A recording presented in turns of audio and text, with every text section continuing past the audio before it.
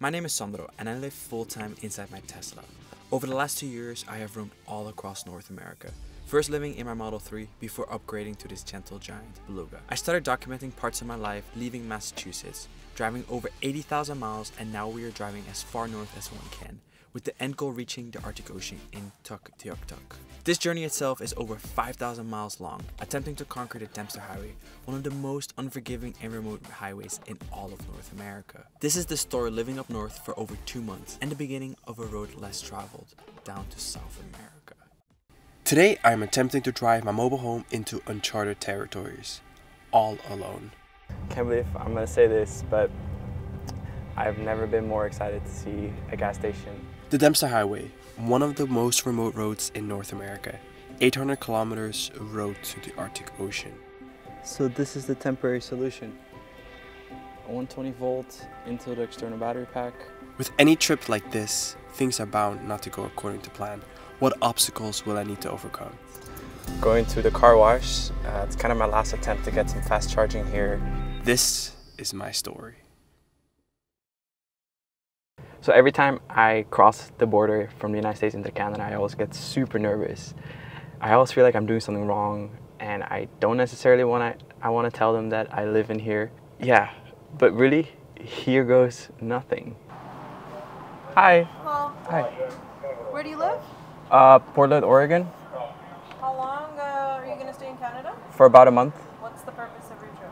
Driving to the Arctic Circle. In Canada? Mm-hmm. Is it all planned out? Yeah. You know where you're going to stop? Yep. How many nights? Mm-hmm. Are you going to head anywhere into like Alaska or just straight up to the... Potentially. Yeah. Okay, so you're not sure.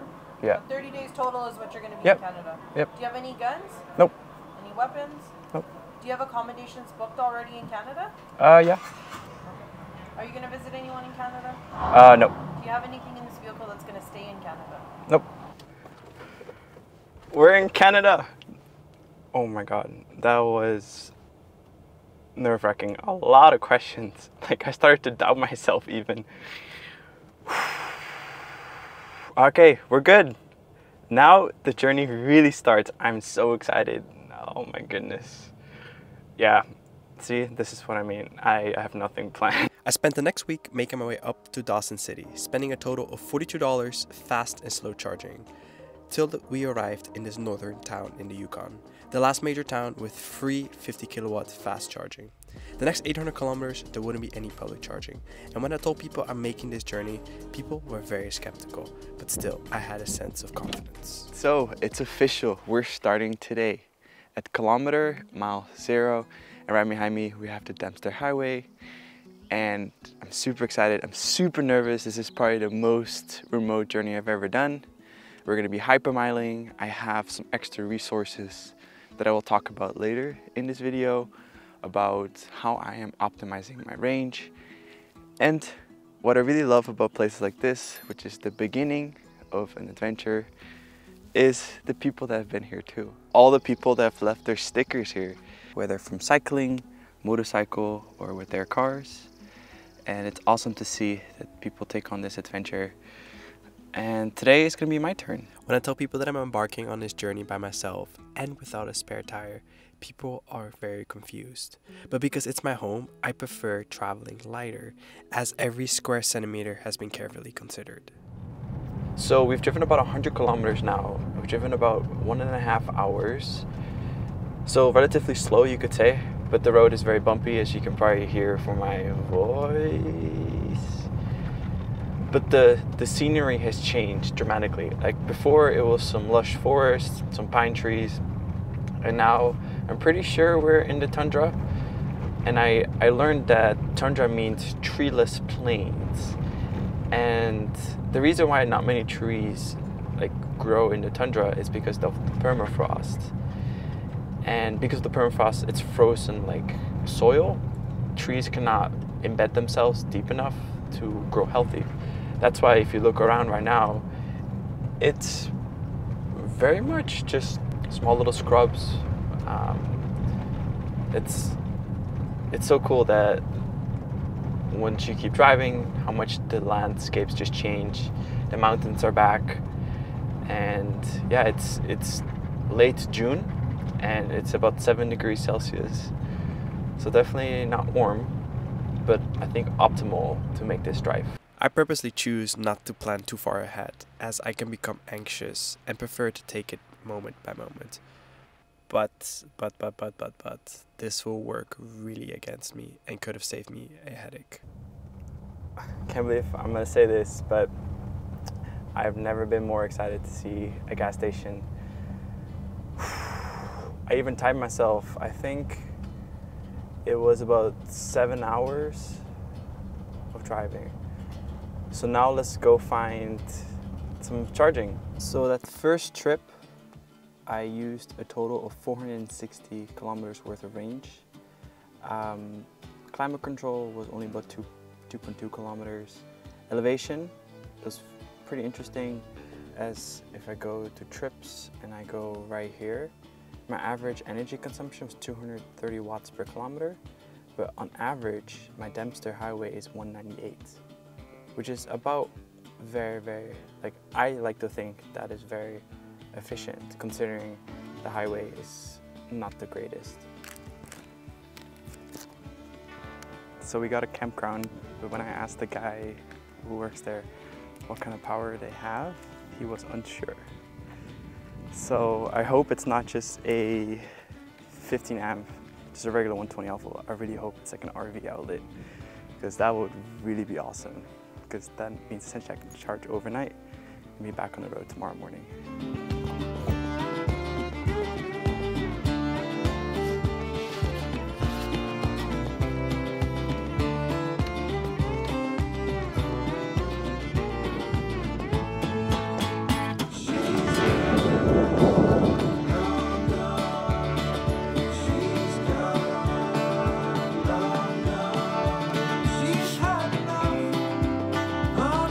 We have a charging issue. Never had that before. And the one place I need a trickle charge, it's faulting with my car for whatever reason.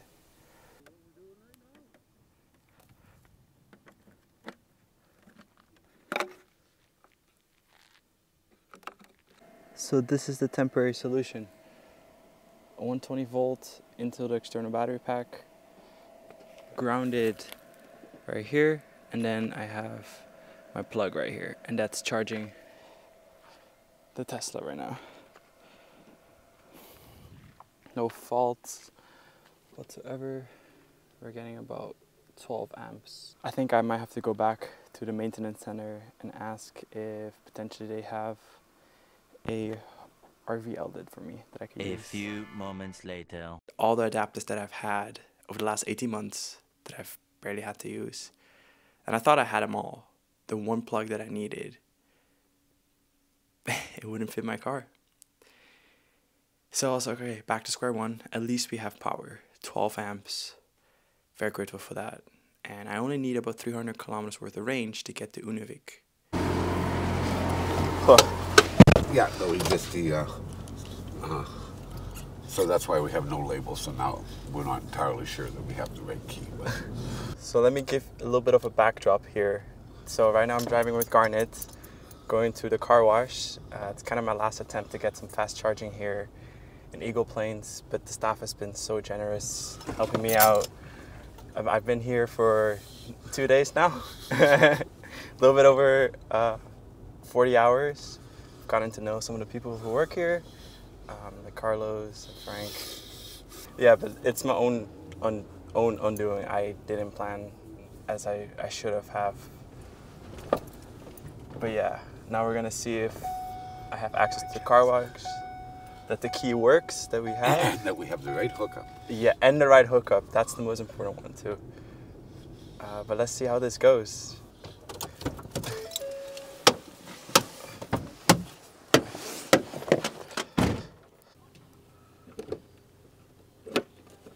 No way. Okay, that's step one. Door opens. Okay. Step 2 is It's the plug. Okay, let's see if we have the right adapter. So that's the adapter that I need that I don't have. It's a 30 amp, 250 volts Hubble twist and lock. that was kind of the last effort here to get a fast charge, so I'm here for another day. This is the worst! So I did spend a total of 4 days charging at Eagle Plains. I was very grateful to have electricity because Garnet was telling me that there's times during the year that their diesel generators shuts off, which means that they don't have power for the fuel pumps either. They really are a life source for this whole region. Made a friend while living here. Doing some laps in the morning and got a running partner. But we weren't in the green yet, as we still had about 600 kilometers to go. And after 4 days, it was great to be back on the open road.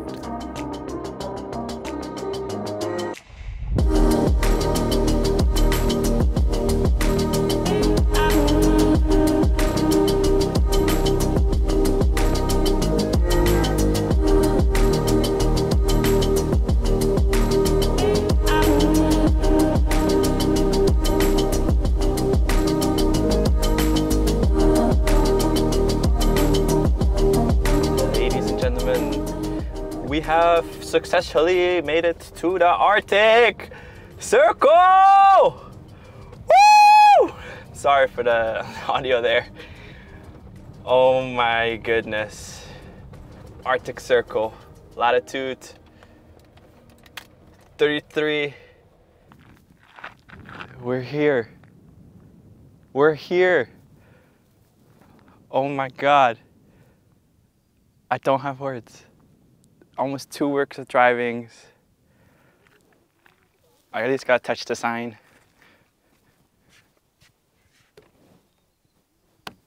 We're here. Wow. So many people have been here too, but it's awesome.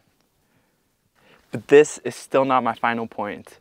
Where I'm trying to get to is Tuck, which is over here, right? Because Univik, that's where we're going right now. Oh, whoa, whoa, whoa, whoa, whoa. We are here. And this is the first, I mean, many markers of laying down the road. And I feel like in some way an early explorer for EV adoption. And what's awesome too, at Eagle Plains, they're gonna set up chargers so people can charge overnight and then make it to Univik. That's where I'm going right now. Wow. Wow. So I actually met the gentleman and he has to wait like 5 days to get a spare.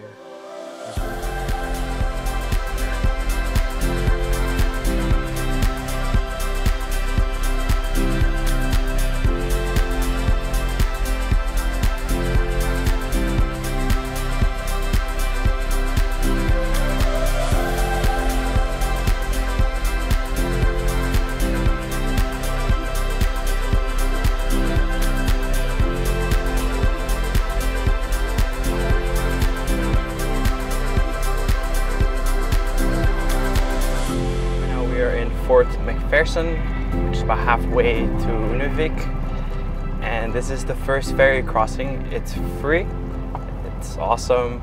I think it's done by cable and it's open not year-round actually. Half the year it's an ice road, and then there are 2 periods in the fall and in the spring where they're closed as well. Let me raise my suspension. I guess they're gonna wait. Perfect.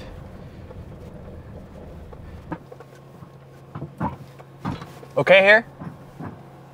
Thank you. It's pretty cool. These are free, and best part is I'll take them because I'm not using any battery right now.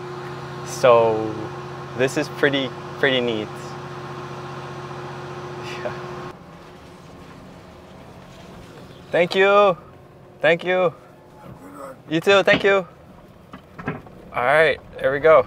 First ferry crossing. Good travel, but we have a lot more road to hit, a lot. But taking it slow, and it's surprising that I'm actually, with regenerative motors, I am driving optimal and actually using less than is expected. And about 3 hours later, we arrived in a small town of Univik. And this was the first time I was able to charge at a decent speed at 30 amps, and for 35 Canadian a night, I was able to charge pretty much overnight, which was a terrific feeling to have. So this is the main reason why I want to drive to the Arctic Ocean. It's not because I want to be the first Tesla or electric vehicle to do it. It's an inspiration of my dad. This is my dad. His name was Marcel. We're sailing somewhere in Bonaire. It's been by far the hardest time of my life ever since he passed away. Not only was he my greatest fan in whatever I did, he was also a great source of inspiration for me, and that still lives on today. Brought us to all these different places to live. That's how I ended up in the United States. And one of the places that he actually never traveled to was the Arctic. And I think for any road life adventure, the Arctic is such a remote place. So I want to bring him there. I want to spread some of his ashes that I've had with me since living on the road. And it's a very and that's why this trip means the world to me.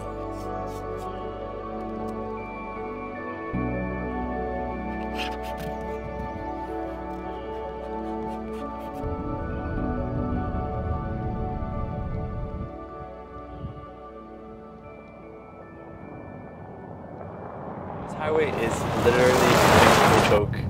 It's very soft, a lot of gravel, and the last 150 kilometers or so, from what I heard from motorcycles, is like hell because it's so loose. But you are probably wondering what kind of strategies I've been using to make this trip happen. So yeah, here are my little secrets that I do, and I've been testing them a little bit to optimize range. So the first thing is, right now I do not have climate control on. I do have my ventilated seats on, but the AC is off 100%. And I do this to conserve battery.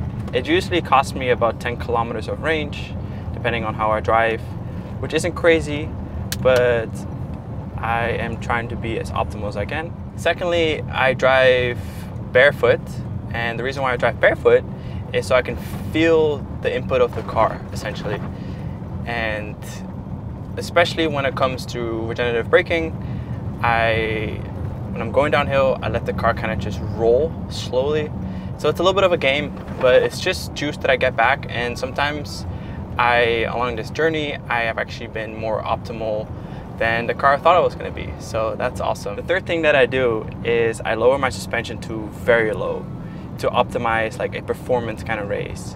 And it has a pros and cons that sometimes on some really hard divots, I might scrape the bottom of the undercarriage just a little bit.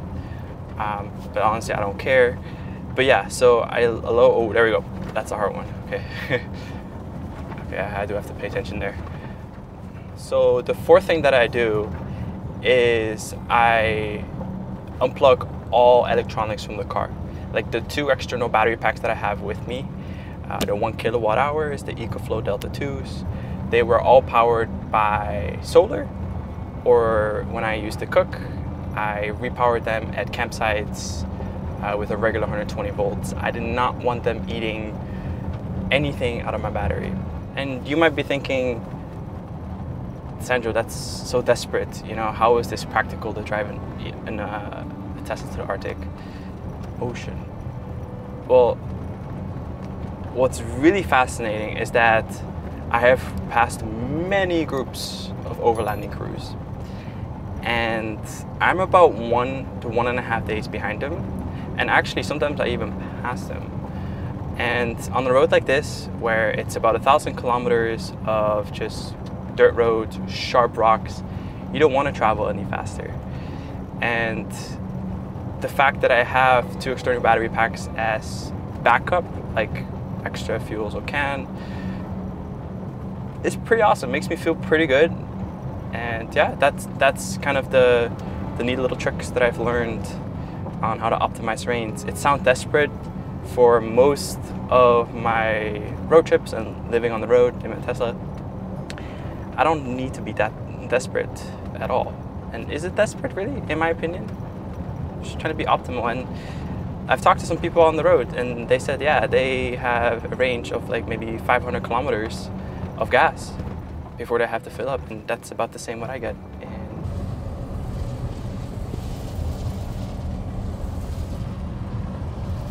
So what you're probably gonna see along the road is when you go up, is besides how bad the road is a lot of snowmobiles. And these are not abandoned, but it's the snowmobiles left from the First Nations people that live here, that roam here, that thrive here during the winter time. And because this landscape just changes like crazy. I can't imagine how cold it gets up here. And then I think the tougher thing is the 24-hour darkness, because right now it's 24-hour daylight, which has been really messing with me sleep-wise. Maybe I sound a little bit sick, but that's just essentially the dust too, but the lack of sleep is not helping. A little private escort smoothing out the road for me as I make an entry into the town. What a lad, what a lad.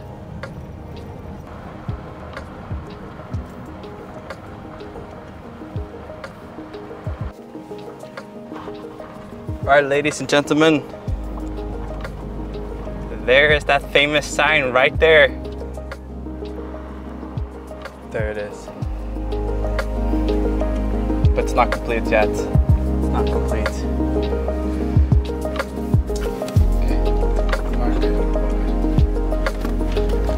Okay.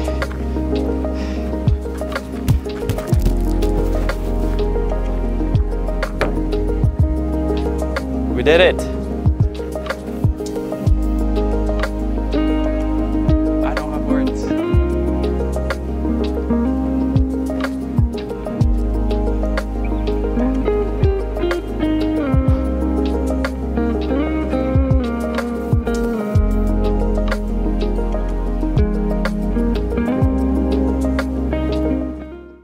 Today, I'm spending 24 hours in one of the most remote towns in North America. And I can see all of Tuck all around me like this. To get here, I drove over 5,000 kilometers with my Tesla, conquering the Dempster Highway all alone. And the first thing that I'm doing right now is actually checking out the cemetery. What is life really like this far up north by the Arctic Ocean? Olive oil. $70. What has truly been the hardest part of this amazing journey so far?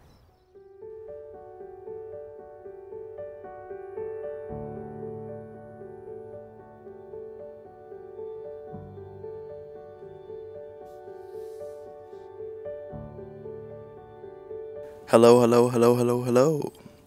If you want to give feedback, scan the code right now. But we're in Tuk, Yucatatuk, Northwest Territory of Canada. One of the remotest trips I've ever done. I'm a little bit sick, under the weather, as you might be able to hear from the stand-up mic that I have right now. It's just the dust in the summertime. It's so fine. It gets everywhere in your car, all over your lungs. It just got to me after driving for about a week up the Dempster Highway. One of the most scenic drives I've ever done. But we're here today, so let's go check out this town in 24 hours.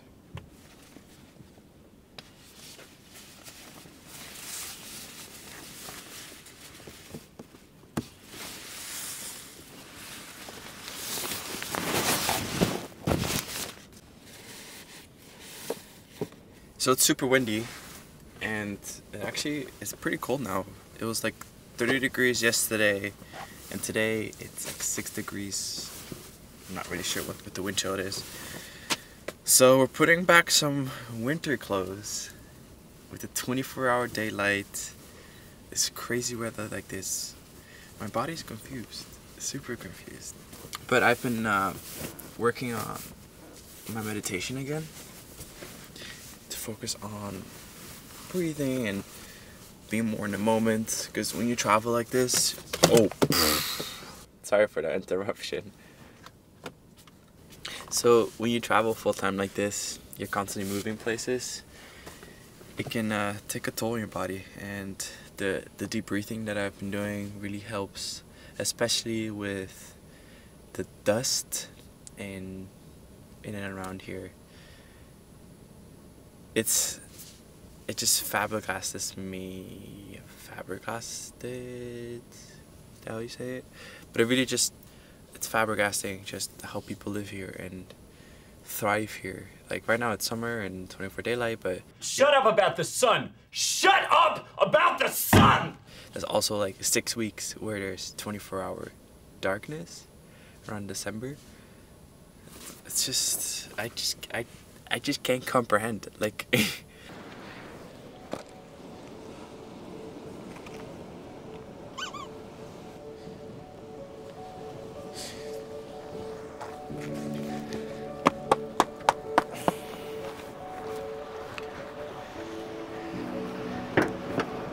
I'm also using a map to get around that I got at the visitor center because the locations on Google Maps are not very accurate and there is no reviews of anything pretty much. So they gave me a nice map and that's how I'm kind of walking around, and it feels it's pretty cool actually using one of these to get around. I'm walking, I'm letting the car charge and kind of exploring the town. And a lot of people, when they come up here, they spend like a few hours and then they go back to Univik, like for most of the travelers that I've talked to. Because it took me so long to get up here, this trip means the world to me. So I'm taking my time today and just kind of touring around like a tourist.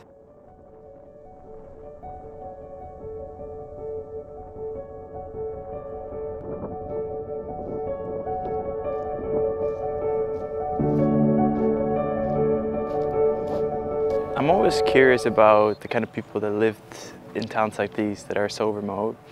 And the first thing that I'm doing right now is actually checking out the cemetery, so that's right behind me. And I don't feel comfortable walking on top of their graves, but something that I do notice is they're all very simple, minimalistic, and I kind of make an assumption here, but most of these people that were born here also passed away here.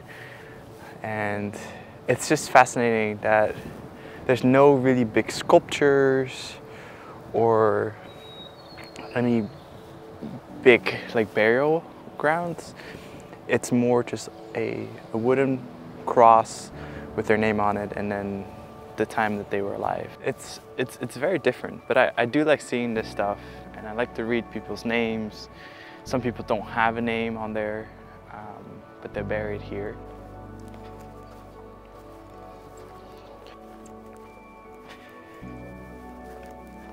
The town seems very quiet, like some of the stores that you think would be open during this time of year, like a souvenir shop, is closed. And it's like midday, but something you always can count on is Mother Nature. Like right now I am on a pingos, if I said that right, and I can see all of Tuck all around me like this. It's beautiful. Short little hike, like not even like probably like 20-meter elevation. But from here you can see, I think those are research stations. The other side's where I came from. The supermarket is over there. That's where we're gonna go next, right over there. And yeah, it's a quiet, very quiet town. I think about 3,000 people live here, and it's definitely people who live here are very, very different. And I think that's the airport, or like a airstrip, you could say, more like. The people who live here are very, very self-sufficient. As you're not on your own, but you are kind of on your own. And what I'm standing on right now, you can see in the background too. Pingos, right there. Oop, right there, pingos, another pingos. And I'm standing on one right now.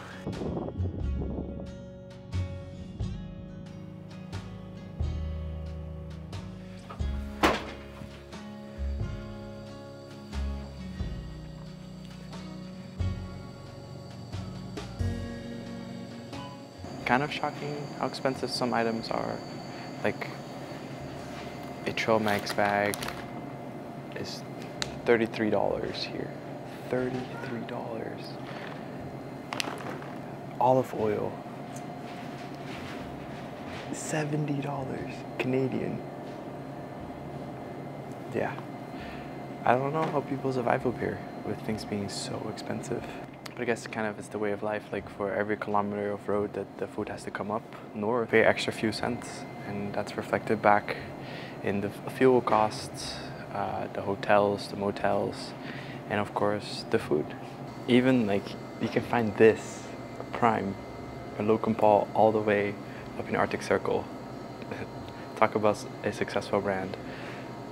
But here it's like $5 or $6 for a small bottle like this. But just walking around and looking at prices, like I'm very aware of prices because I live on the road and I'm constantly budgeting. But when it comes to fresh veggies and certain items, I don't mind spending an extra few dollars. But stuff like this, where it's $6 for 500 milliliters, half a liter, yeah, it's wild. And I assume that the wages here aren't the biggest.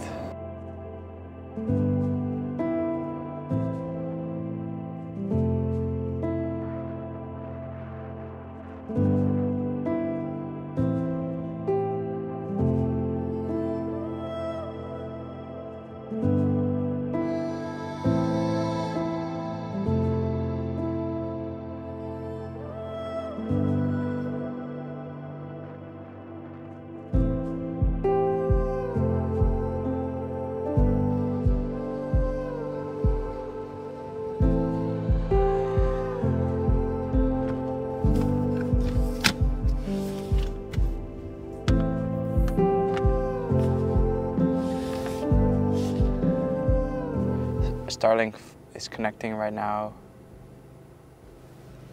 Pretty cool. I haven't used it up here yet. Last time I used it was in Univik. And right now I'm trying to connect to because I'm trying to get some work done. So sometimes it takes a couple minutes for it to find a satellite, but it's so fast, so reliable. Not only do I connect my phone, my laptop to the Starlink, I also connect to my car. And then when I need offline maps, when I'm legit in the middle of nowhere, I have access to that. It's pretty neat. It's a really different world we're living in today. And when I walk around town today, I notice a lot of Starlinks here, a lot. You know, as remote as this little town is of Tuck in the most northern part of Canada, they're still pretty well connected. Okay, so we're online with Starlink now. It took a couple minutes. But let's do a speed test right now. So we're getting about 60 megabytes per second right here, which is 40 megabytes. It's pretty fast, you know, relatively to where I'm located right now. But when I was like in the lower Northwest Territory, when I was in the Yukon, I had over 100 megabytes per second, which is awesome, because you can get work done like that very easily.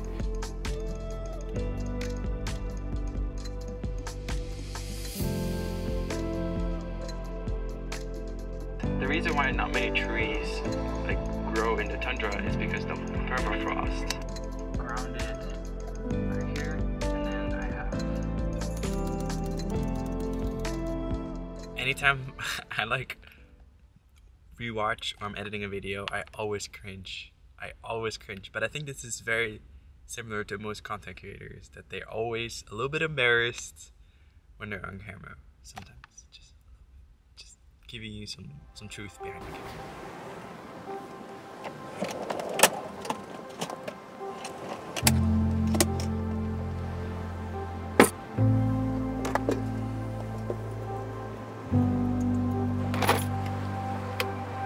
So the weather is a little bit better, a little bit less windy and cold.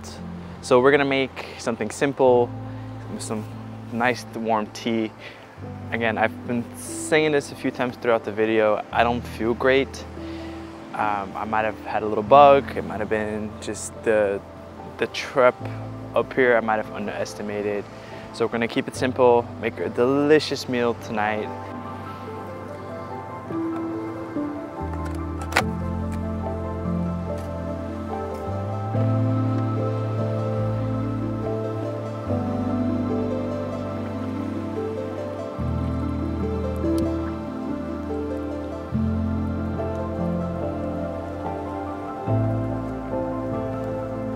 last avocado.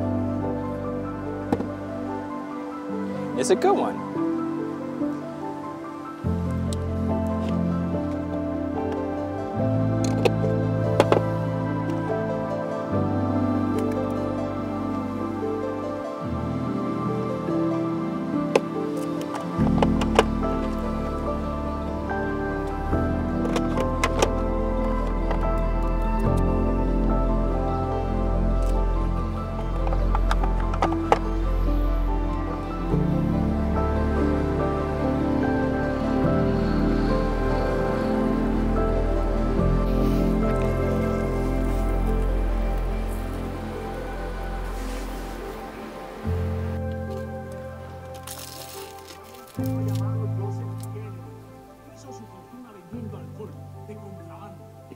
So right now, it's about 10:30 p.m.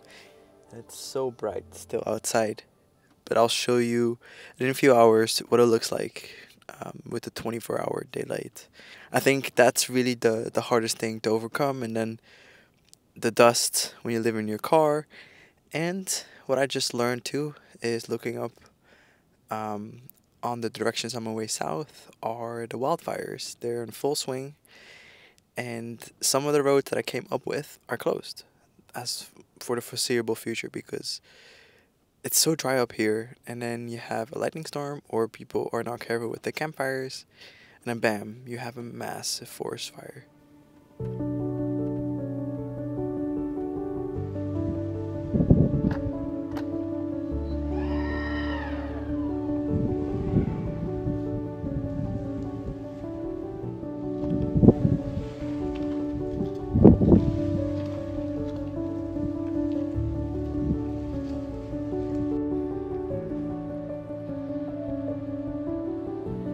So right now it's 9:35 in the morning, so that concludes about 24 hours.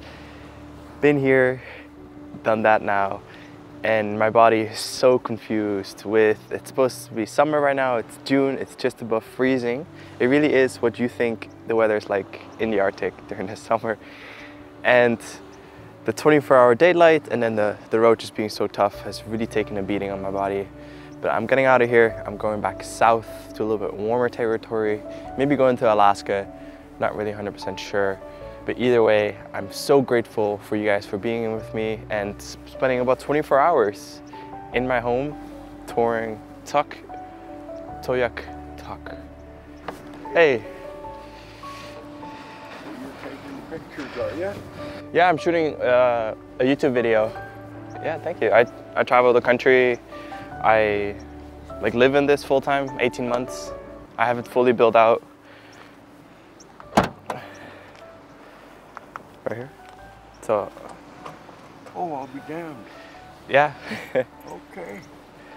And what about you, sir? Are you traveling up for today, or? I've traveled from down in BC. Nice. And I just come up. My goal originally was far as I could drive in Canada. Yeah. Over the last 18 months, I have taken my Tesla to some of the most remote regions in North America, all the while living inside of one. We are in Alaska, and today I want to bring you along with me on a more average adventure day in my life. We're back at Planet Fitness, the usual home away from home. And we're in Anchorage, Alaska now. And this is actually the second time that I've been here. It feels like I was here, like never been before, but I was actually here during October when I drove the Alcan Highway from, I pretty much started in Massachusetts. That's where I originally started this life on the road. And we're back here. I just finished the Dempster Highway. Conquering it was an absolute high of my life. I'm not kidding you. And thanks for everybody who supported me and rallied me on because it was tough. But today we have some errands that we're gonna do. I've been kind of like recharging myself more than Beluga, obviously. I'll make it fun. And I got a new camera. And so I was kind of tired with the other vlogging camera that I had. It got way too dusty. It was a whole thing every time. But I got a GoPro Black 12, I think. And I got an amazing deal. And this is gonna be my best friend for now for a little bit.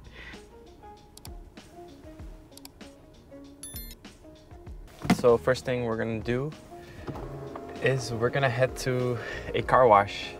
I do feel a little bit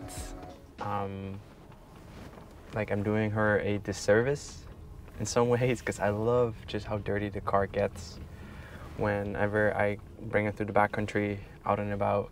Very blessed. But I kind of have to inspect the car because after the Dempster Highway, there was definitely some damages, some rocks. I even parked next to a, wherever I was charging in Eagle Plains. It was also a helicopter pad. I had no idea. So a bunch of rocks hit my car and I kind of want to just inspect. And I think I have a big dent on my right side.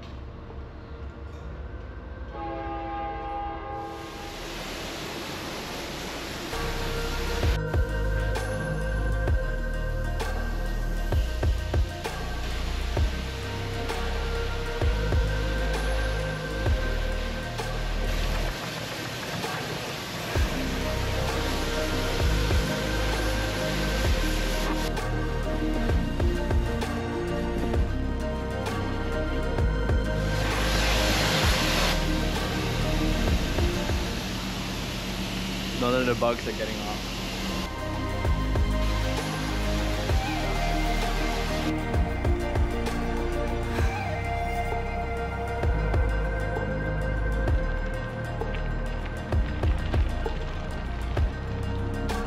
But better than it was before. Like, there's so much dirt still all over the place here.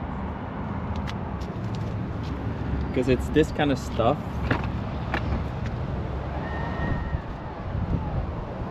that would get inside my cabin, and it would at first drive me nuts, because when you live inside your car, inside I want to keep as clean as possible. Kind of hated my life, I'm not gonna be honest. I'm being honest there. But even right now, like, look, there's still a lot of dirt. But I'll let nature take care of that whenever there's some rain or something. But even like here, still massive amount. So I guess we're still taking a little bit of the Dempster Highway with us as we continue on this trek. But now we're gonna go to a friend of mine that I met a few months ago back in October when I was in Alaska. I'm dropping off something for him that I've carried with me since Portland. So we're gonna go do that. They have an animal sanctuary, and I volunteered there too in October. I actually didn't vlog it, but I helped scoop poop for an afternoon. And they're amazing people. And they're like, hey man, you know, we heard you're in town, come over.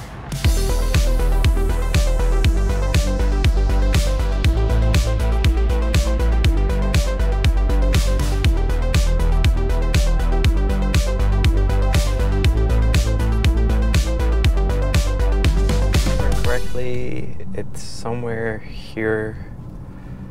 They have an interesting driveway. That's what I remember from last time too. Thank you, James, for lending it to me, the external battery pack, the EcoFlow Delta 2, which I already have one on my own that's underneath, that powers my kitchen. But having an extra one, it powered the Starlink that I actually just returned yesterday. I did like a promotional trial, and it's just, for me, just a little bit too expensive, the $150 a month. But I might give it another try with their Starlink Mini sometime down the road.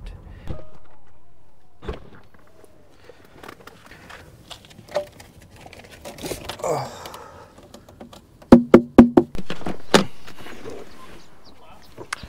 Hey, what's up? All good. I'm just trying to find his cable. So this is Mike, hello. South African. Yes, true. Speaks a little bit Dutch. We met in October, right? October, September? I think it was October, yeah. Yeah, Just before you left, I think. Yeah. You and James went down the Alcan. Yeah, together. Yeah, and now I'm back because I went up the Dempster Highway, up to Tuk, Okay. the Arctic Ocean. Yeah. No polar bears. No. But it was quite the drive, and James gave me that, and I'm gonna go to like Denali, Fairbanks. Oh, nice.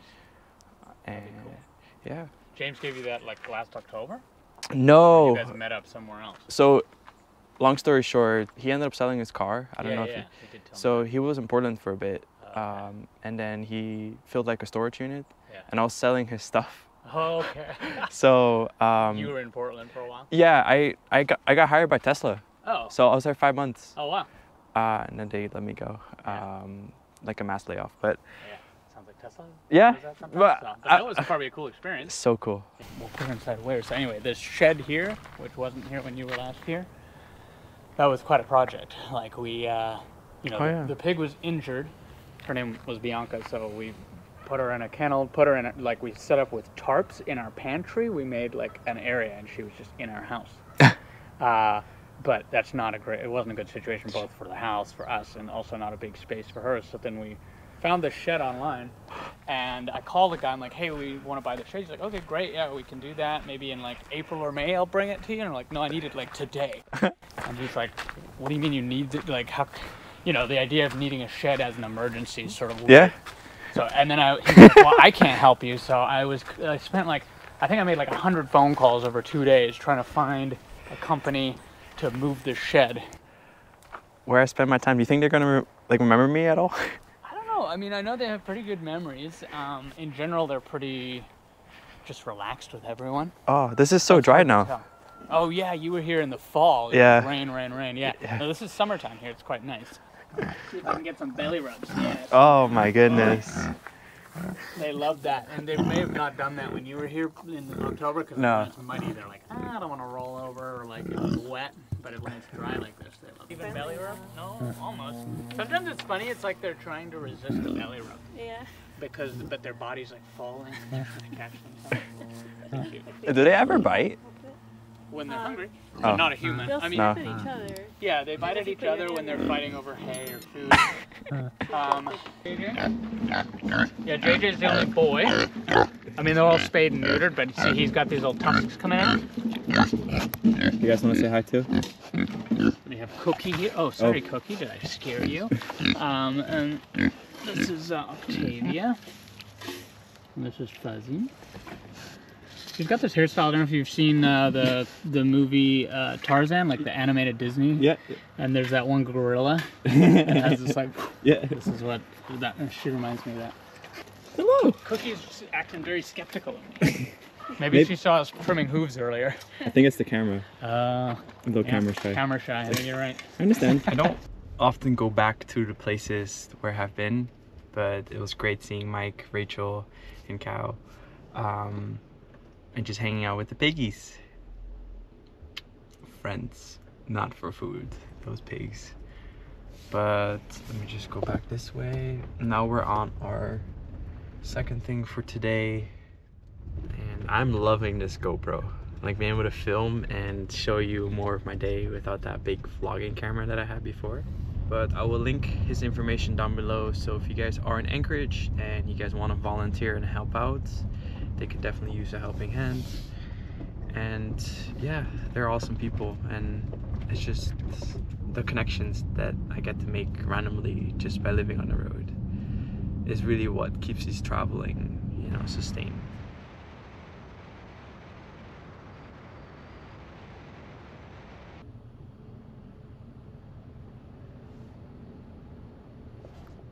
Let's give that a try. El Gringo. I actually didn't realize what the name was till I like phonetically spelled it out. El Gringo.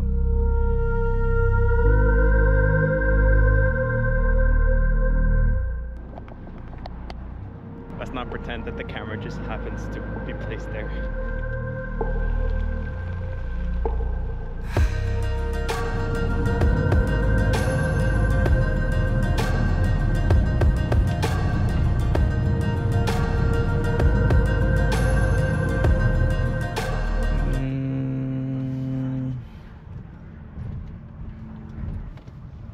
also a good sign if it's full, but do we want to wait? That's the question. Do we want to wait and order food?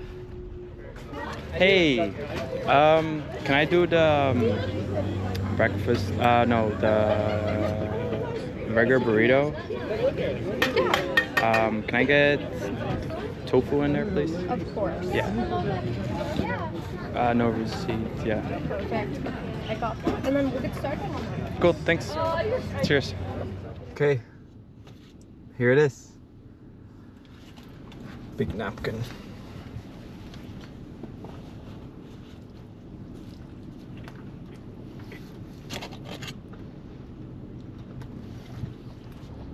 Alright, I gotta show you guys this again. Check this out. Steaming hot. I love finding little spots like this.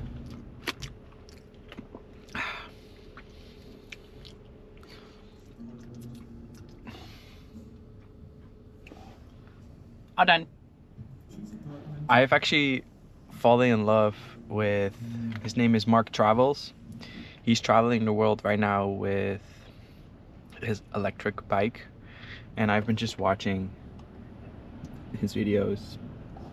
Such an inspiration. Talk about even more minimalist travel. Like, pardon, he's in the elements all the time. I love to see it though. I'm learning a lot from him about what the charging infrastructure is like outside, like North America.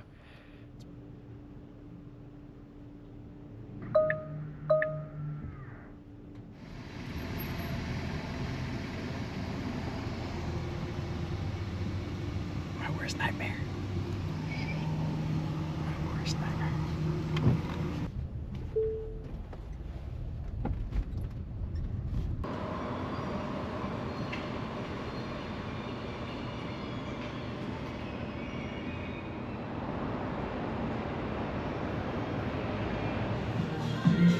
So I'm looking at the laptops, the MacBook. I've been searching. I was actually here about like 6 months ago.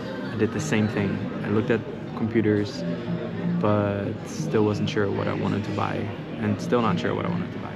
I just can't pull the trigger. It's been 6 months, but I think I need another 6 months to really think about which laptop I want. But if you guys have any recommendations, leave a comment down below.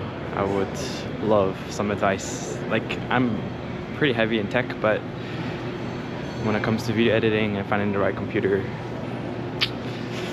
I'm slow, super slow.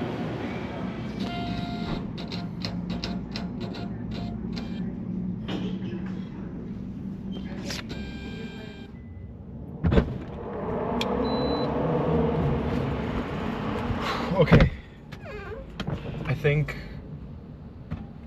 I'm gonna go to REI and see if we can buy a tent, because something that I noticed on my trip to Tuck was, if something ever happens to my car, there's a potential thing where I might be stuck somewhere, and I think if I had a tent it'd be better, and sleeping outside, why not?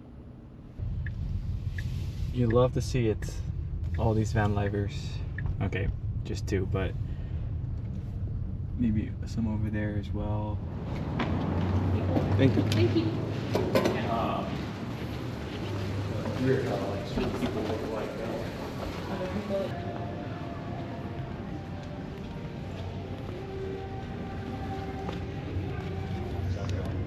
That one looks super appealing. The car tarp, vehicle camping. But I know how I am. I probably use it once and then never use it again. So that's a no. Oh, backroad shelter.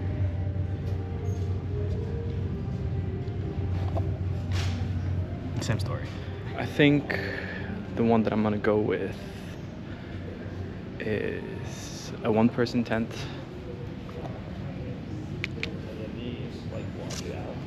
I like that price. But let's check out the resupply. Maybe they have a nice tent here that's like half the price, and give it a second life. gotta use the restroom. Yeah, let's go then. Come on. Come on, hurry.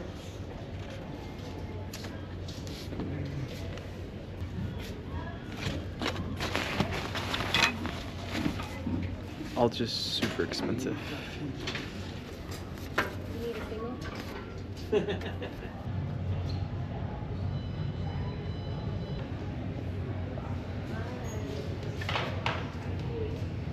It's been a while since I slept last in a bed.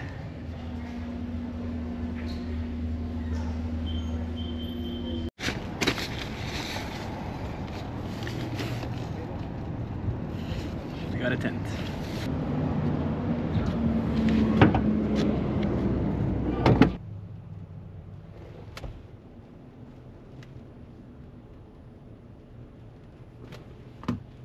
That's been my camping spot, and I kind of want to show you how I plug in there for free, as it's a hospital.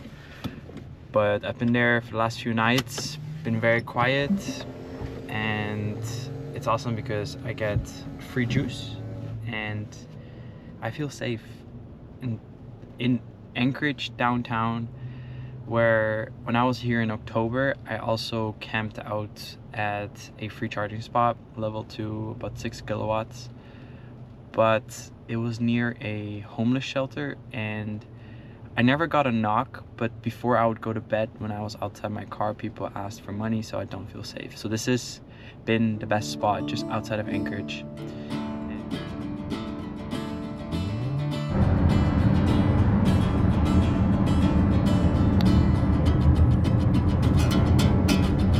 It's a Tesla, babe.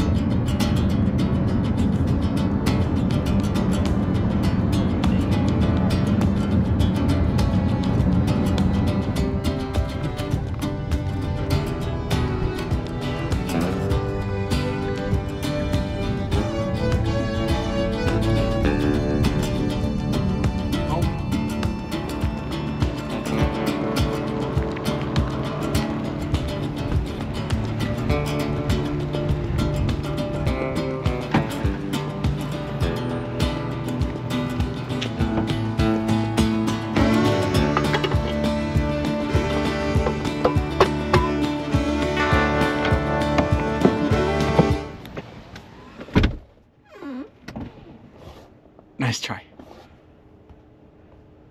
But here we're getting 32 amps, 6.5 hours to fully charge. Love this.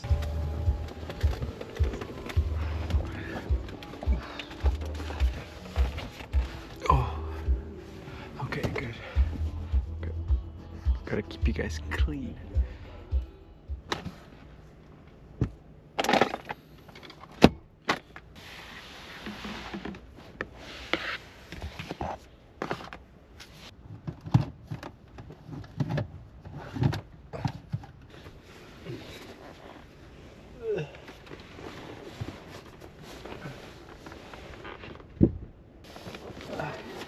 This is what I was looking for.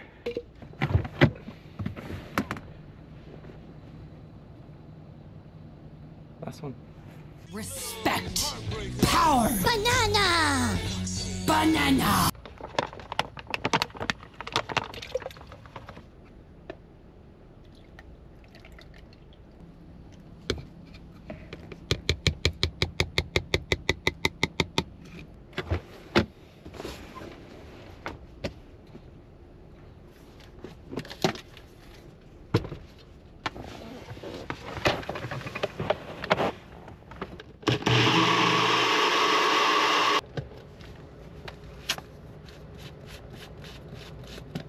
Dinner for tonight. I sometimes am really lazy, especially when the weather is like this and it's not great. I make something inside, and I'm trying to finish all my food before my next adventure. That's how I reduce cost. I have this rule where I have to finish everything before I go grocery shopping again, because otherwise I could buy something every single day. I think the hardest thing of life on the road is dishes. It's keeping stuff clean. This is, usually I do my dishes in the back, but I don't want to get out of my car because I'm still kind of like stealth mode, you know, don't want to pull out the full setup. So this is essentially how I'm doing dishes right now. Adios.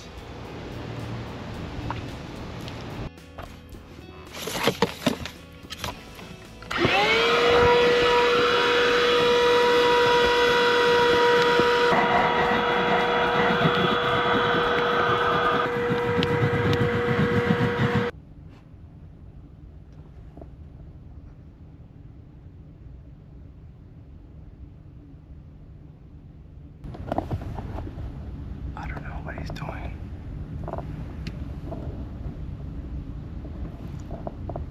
Maybe. Okay, I have to stay alert now. I was actually about to go to bed, but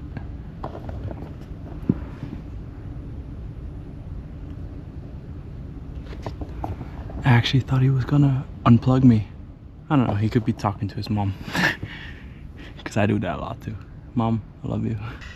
Yeah, I'm weird. I'm crazy, but I told you with the GoPro, you get to see a lot more of me. Cheers, guys. Today, I want to show you what it's like to explore Alaska with an electric car, all the while living inside of it. What issues will I have to overcome? Tell someone where you're going. It says we're gonna get that with -1%. Alright, I gotta show you guys this. Look at this. Can it truly be done?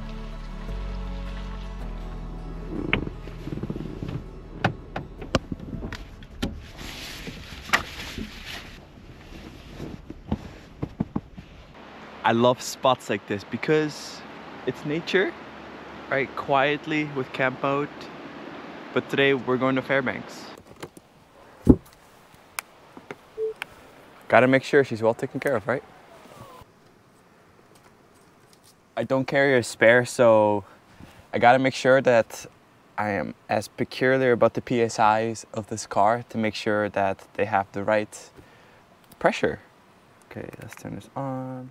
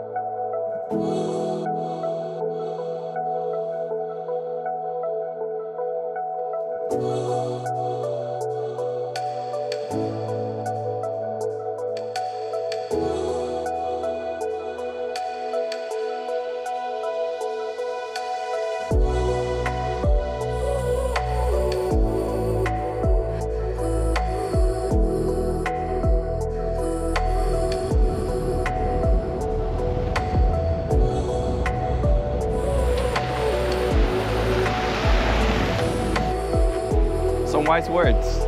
Tell someone where you're going. Love the advice. You know you're in Alaska. Great local tip right there.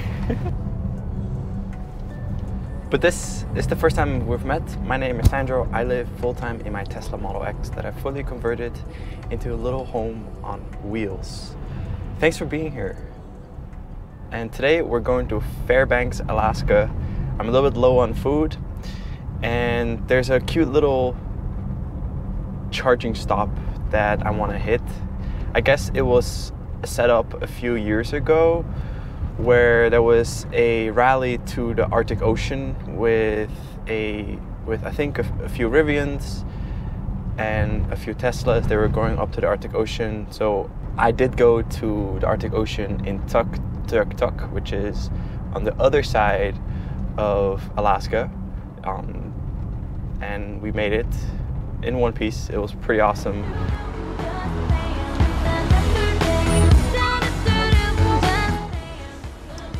It's Brittany, bitch.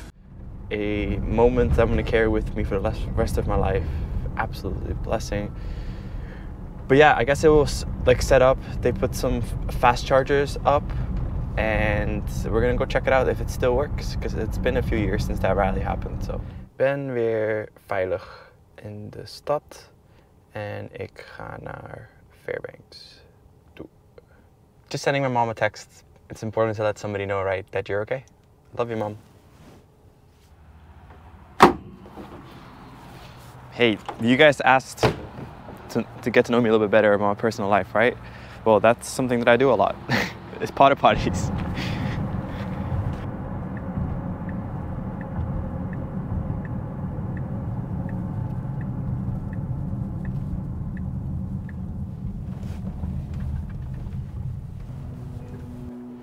It's free, but I don't have the adapter with me, just like always. I should have learned from my trip from going up to Dempster, right? I should have had every adapter with me. But I guess there's some other chargers.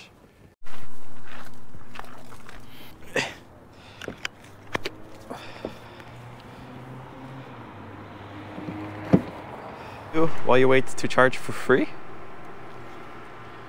you cook up some food. Burger buns with vegan sausages. All good. So, hello again. I would have stayed there longer, but their Wi-Fi was just too slow for me. But we're heading to our next charging station, and I really hope that the stuff there works, because 50% of the reviews are just horrendous, and the other 50% are good. But that's not really what you want when you drive an electric car, right? You want convenience, you want things to be easy. And I think that's the biggest hurdle when there's 10 different apps you have to download. There are all these fees that are applied to just simply wanting to charge your car. And that's why I think Tesla really has narrowed it down and just top of their game with their supercharging network.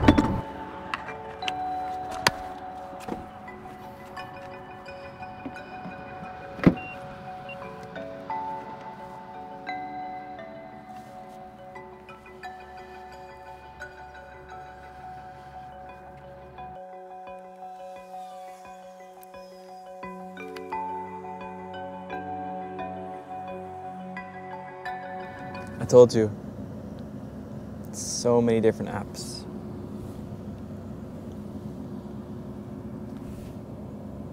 So many. And I still can't figure this out.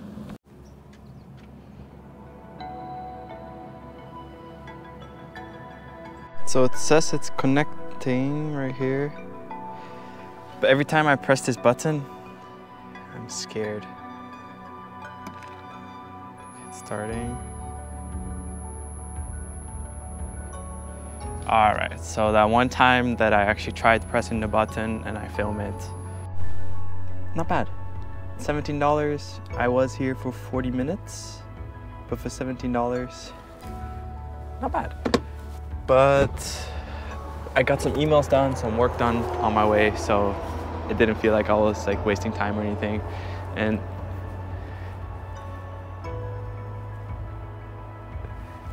$3.64 per gallon. It's cheaper than in Canada, but there's so much oil here, but there's no refineries, so everything has to be shipped down south. That's why you have the Alaska pipeline and then brought back north. So it's very inefficient. It says we're gonna get that with -1%, but Beluga and I, we are a team. We're gonna do our best here today and maybe hypermile, because where there's a will, there's a way, right?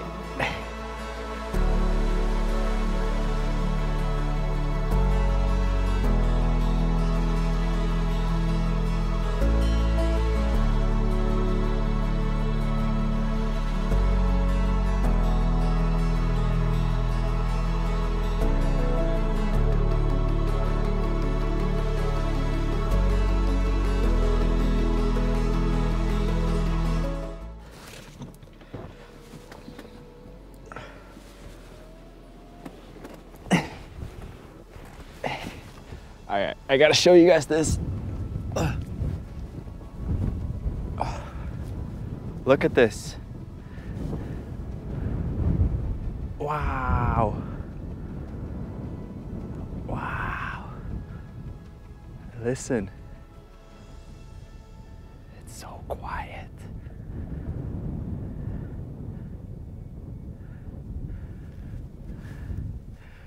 We're living the absolute dream.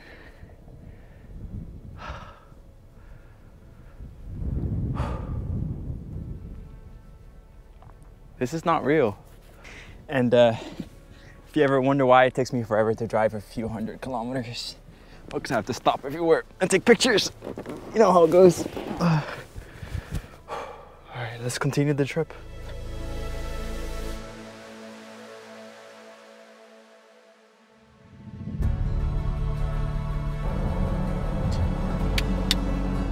All right, so I do want to talk about my next little project that I'm planning on doing. Because after conquering the Dempster Highway, which has been an absolute high in my life for now, really, it really was, is I'm going to be launching a Patreon group.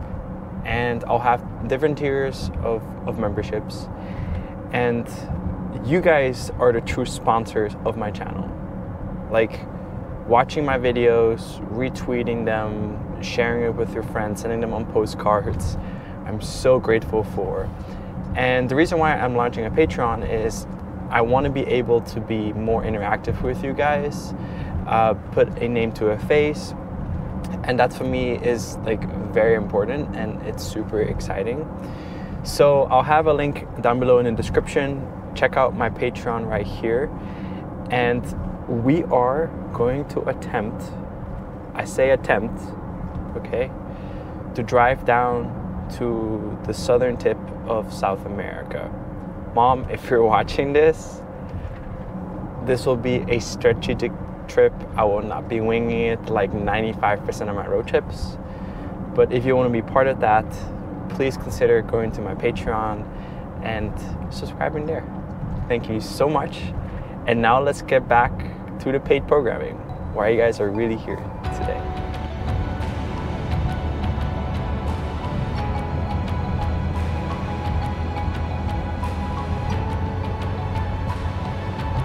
Lunch break.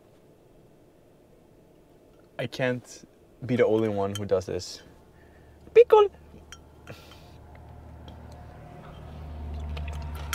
I'm telling you, driving an electric car with autopilot, I still need a break before the car does.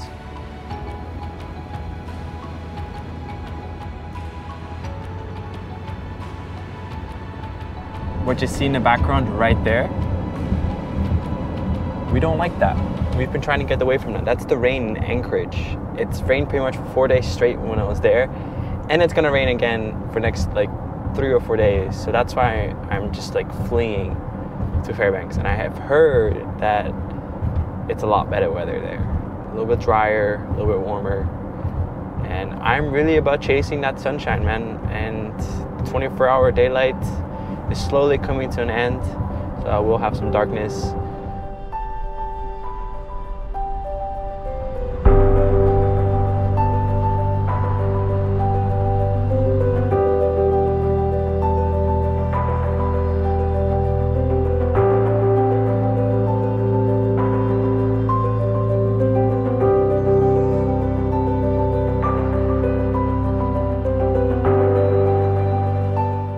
Driving pretty optimal right now. We're doing good, and it's all just downhill from right now. So we're getting some battery back from the regenerative braking, which is awesome. We love to see it. The green, yes. And if you don't know what regenerative braking is, essentially what it is when the motors spin backwards, essentially like the drivetrain, they recharge the battery pack. It isn't much, but on a road trip like this, it can be anywhere from 5 to 10% of free juice. It's pretty cool. And they don't wear out your brakes as much as a normal gas car. So a double jammy. A double win.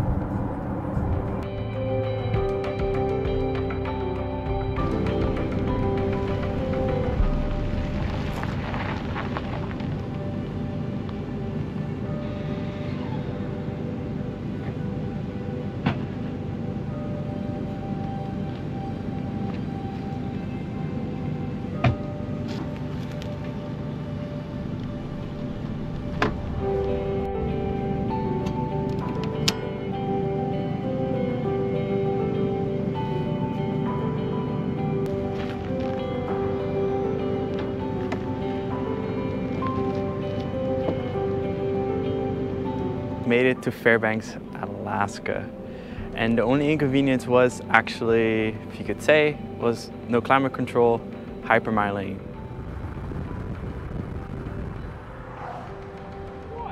Well, thank you so much for watching. Don't forget to like, subscribe, and share this video with a friend because we're going places. And drive safe out there, okay? Cheers. Would you trust a stranger with your life? Ever wonder what it's like meeting other creators on YouTube that live in their cars? My name is Sandro, and I've lived inside my converted Tesla Model X for the last 2 years now, exploring all of North America.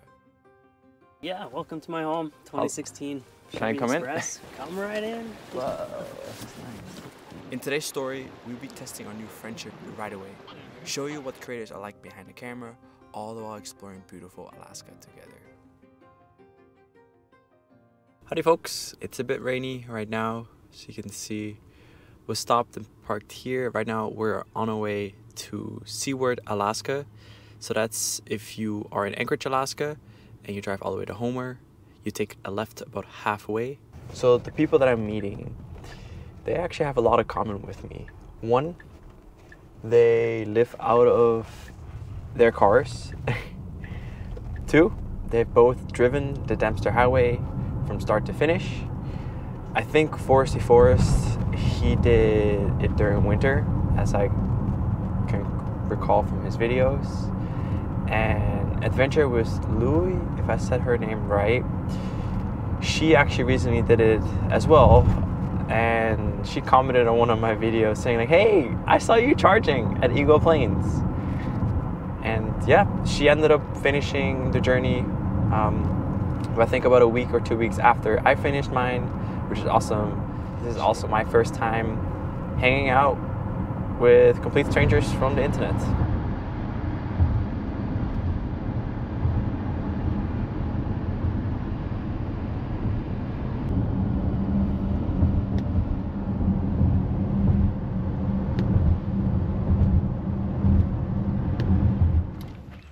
When you locked your car up, I was like, oh my Yeah. gosh. I'm here for the YouTube giveaway. Yay. You ready to hike? Yeah, This one's gonna be very steep, I saw on the all trails. but we'll make it to the top eventually. Yeah, well this is Louie. Hey everyone! She has a famous channel too, and we both did the Dempster Highway. Yes, we both did. His in an electric, mine in a regular old gas vehicle. It's boring. I'm here for the YouTube giveaway. So this is Simon from Foresty Forest. Yeah, beautiful day. It's gonna be a heck of a hike. Yeah, it's gonna be incredible. Yeah. I'm gonna be huffing and puffing the whole way though, for sure. Aren't we all? I think it's the perfect way to get to know somebody, go on a hike. Mm-hmm. I 100% agree with that.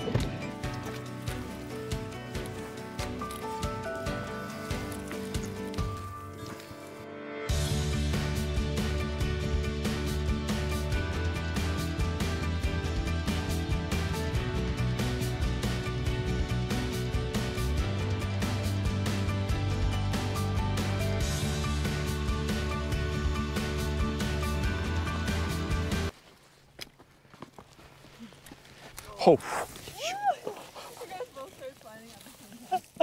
Oh, dude. This is gonna be quite interesting on the way down. Yeah. Ooh. Well, who's us? Aren't we hiring a helicopter? Oh yeah. Oh.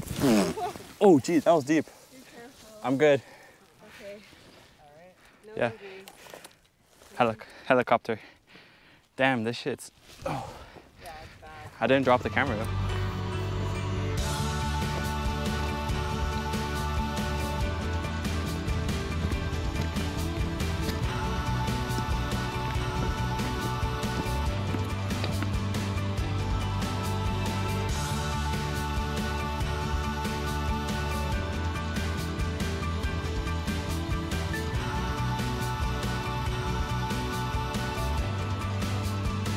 Maybe not this one because there's salt and sugar in it, but you can definitely have some of that.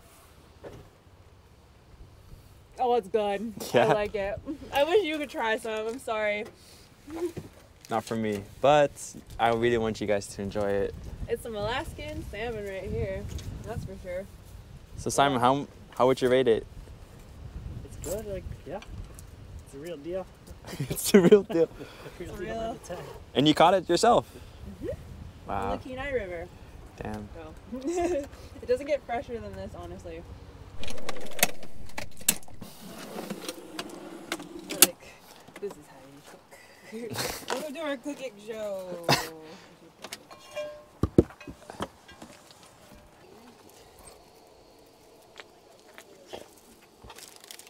So I did buy real cheese for my guests tonight. Oregon-based Tillamook. It's vegan chicken. Oh yeah. It's so their ingredients are legit like really minuscule. So it's super tiny. I think the less ingredients, it tends to be a little bit better. Yeah, we're not worried about that. Okay. We're just roughing it. Yeah. Dun, dun, dun. And then I grill it up. I throw some seasoning on it. Gets all nice and crispy. It's like my catch of the day out of the grocery store. I'm just gonna make it simple. I'm just gonna put the cheese. There's no tomato sauce today. I like it like that a little bit better than that, and then some more seasoning. Jit just sent these whiffs to like the video. Oh man. Like, Right. yeah, dude. Next step, smell it, did Yeah. Why haven't they invented that yet? I know. Come on, YouTube. Get your act together. Got EV cars and no smell-o-vision? Yeah, I know. Excuse me. How? you? Probably a good thing for a band like this.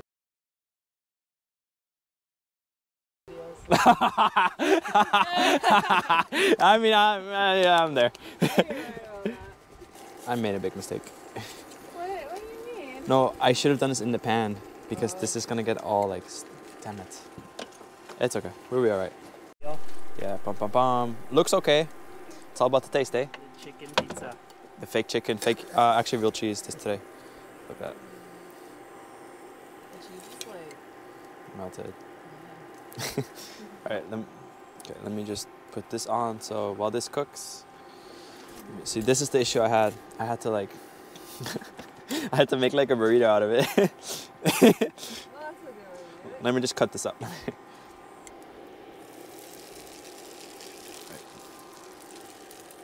All right, let's see how this looks in a few minutes. All right, let's be you, the judge. Okay. Be careful with your opinion.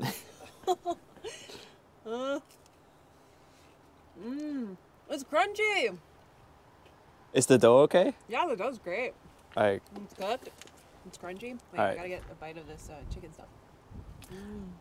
Special effects. Yum yum yum yum. It's good. Okay, thank you. When he says it's good online, he means it. All right, mister. All right. Pick one. Oh wow. Tesla pizza. First time ever. Oh, excuse me. William. I hope Yeah. it's good. Yeah? Yeah, crust is good. Mmm. I like it. I like how the cheese like crusts up. Mm-hmm. Oh, that's complete accident. It's good. Thank you.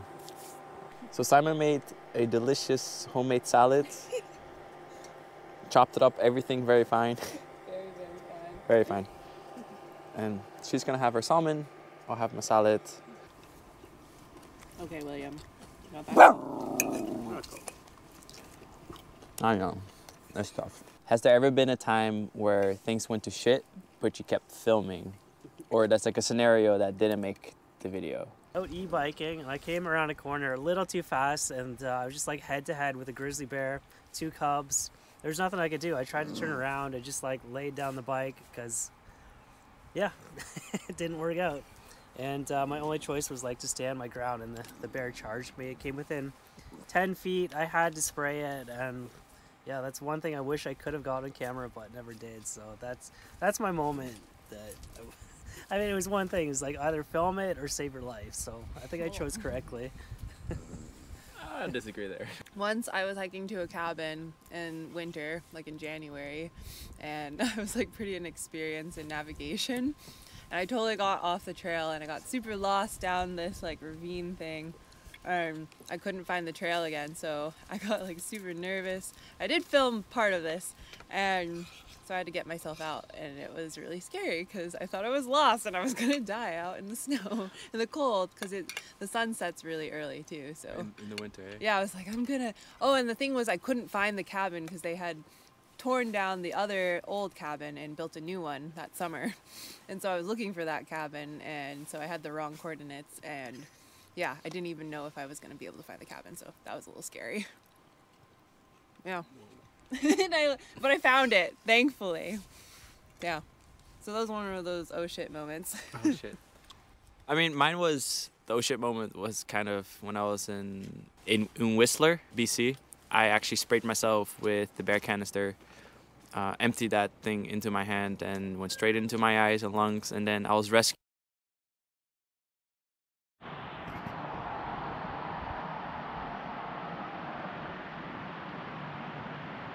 So, Simon, this is your home. Yeah, welcome to my home, 2016. Can I come Express. Come right in. Wow, this is nice.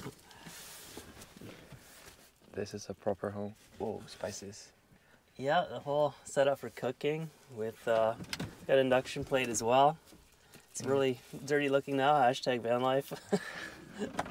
But I also have a little gas stove too if I want to save electricity, because that thing gobbles it down pretty quick, 1800 watt. Plus I can cook on the wood stove, but not right now, not in the summer, unfortunately. I wish I could use it year round, but it would definitely bake us out if I turn that on right now.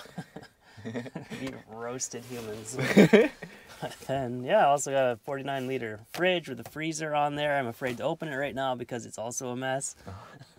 It's probably like an avalanche of stuff's gonna fall out. Bed also doubles as a place to sit and cook and eat and everything. And this will pull out and this cushion will fit in, so if I want some extra width on there, it works too. Yeah, just have a bunch of climbing gear. We've been getting into that lately. And yeah, I mean, it's pretty simple. It does the trick. I built it out in parking lots about 3 years ago now. So just kind of whipped it together. Easy peasy, does the trick. Nothing too fancy. I'm more about living outside and doing hikes and stuff like that compared to like being in my van all the time. So usual pile of stuff. You run out of places to keep stuff, so the passenger seat has become my storage. Is that your pee bottle? Yeah, fill that to the brim, 18 liters. Whoa. That's real van life. Yeah, and he has a full like tool set right here. Yeah, need to use that quite a lot. Yep. Bear spray ready for the door. Yeah, can't forget that.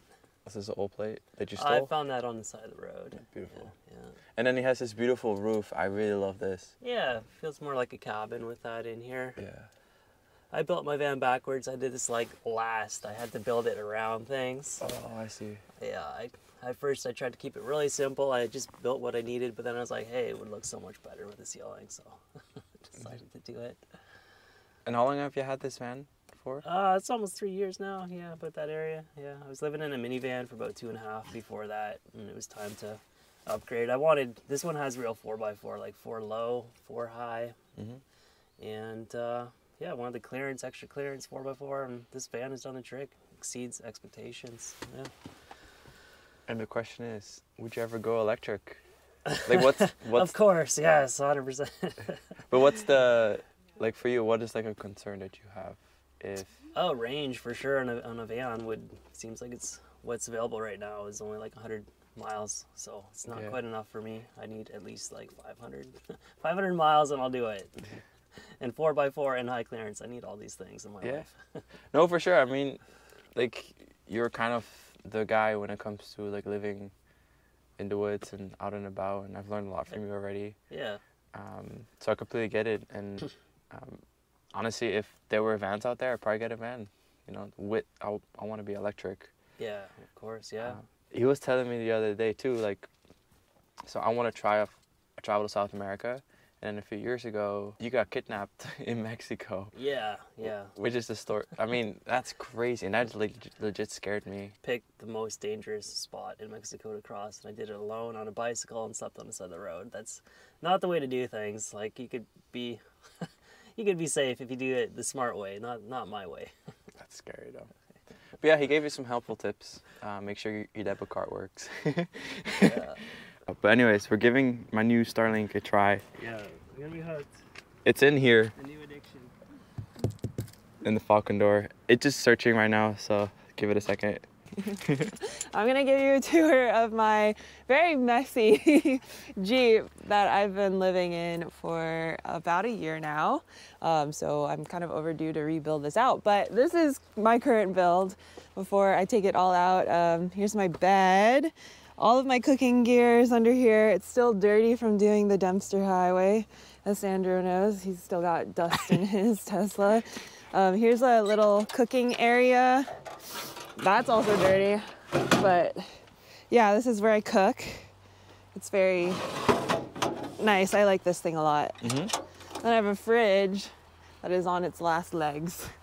I've had this thing for about 5 years, so. Okay, so I shouldn't recommend it? It's a good, the Domestic ones are awesome, but cool. Yeah, I've been using that a lot. And then, let's see, I got a little awning. The bag is all dirty. messed up. Love it. I won't cuss.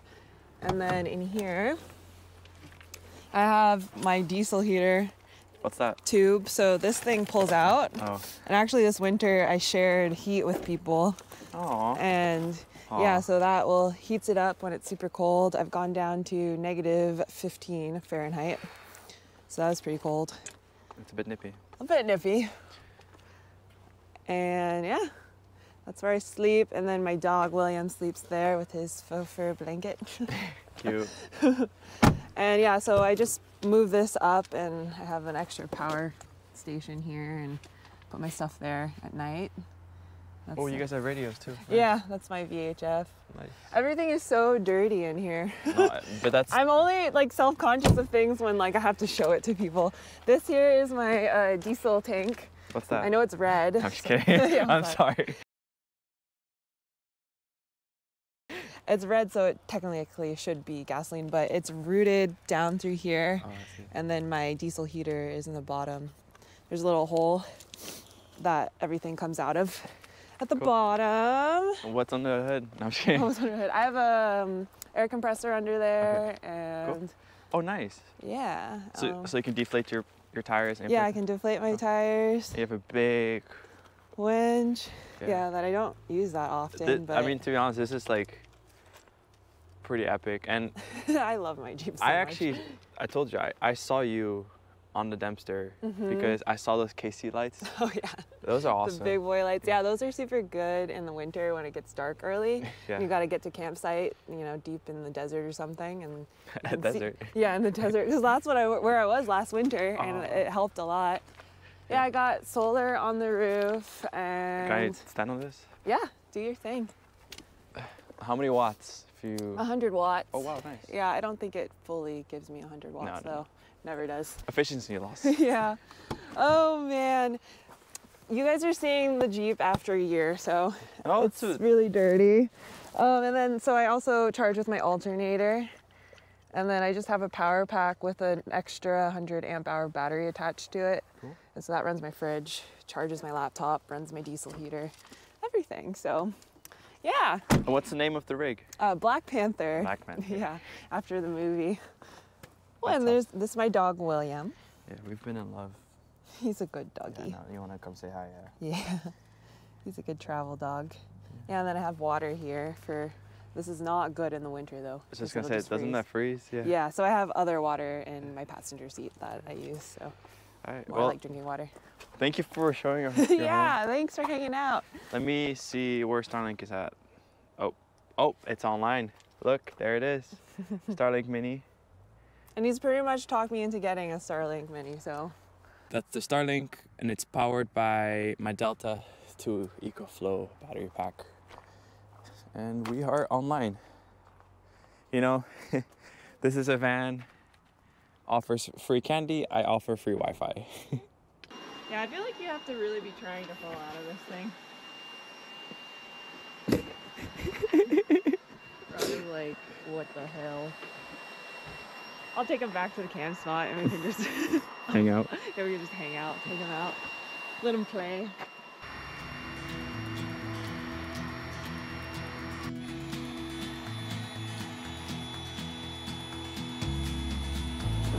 Day in the life with Foresty Forest.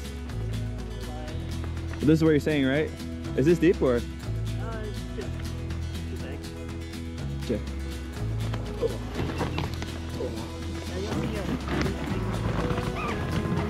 Okay. That's good.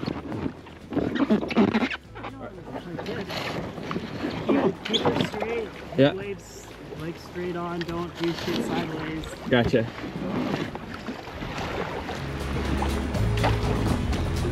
Sorry, I have to focus here.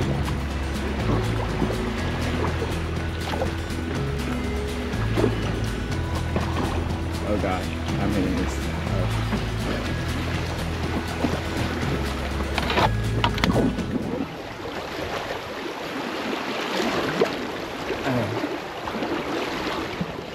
Dude, I'm like so nervous. Dude, when I first hit those rocks, I'm like, oops, sorry. Dude, I'm soaked already. But look at this view though. Dude, we're cruising.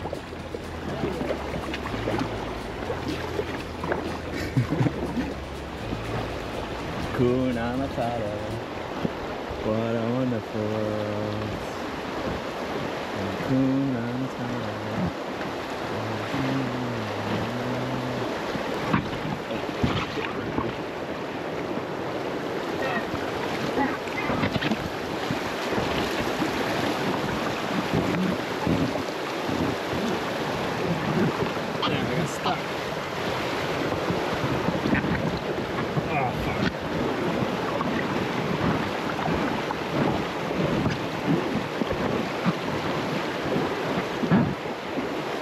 Okay, we're good. We're good. Okay, we gotta make it through here one more time.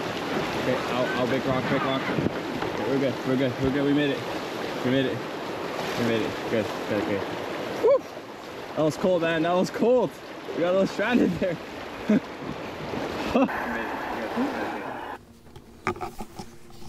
Yes, we made it. We're back, and that was one of my favorite trips I have ever done. Just meeting up with strangers. I'll link their channels down below in the description. Also, I have launched a Patreon, It's Life, and there I have many juicy tips of what's coming up, and I honestly need your support. I have to bribe the cops on my way to South America so I could be safe.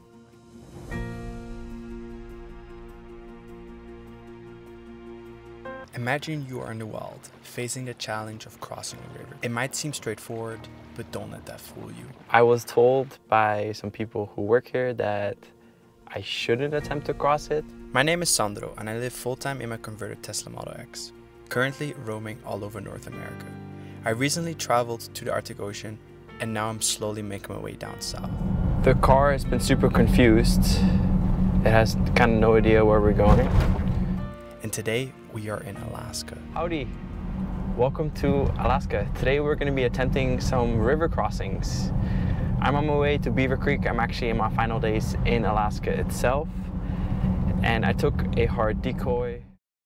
Today we are in Wrangler National Park and Preserve, around there. And I'll show you guys on the map exactly where we are. I found out that there's some river crossings here, and it's been raining for the last few days, so it should be exciting to give this a try.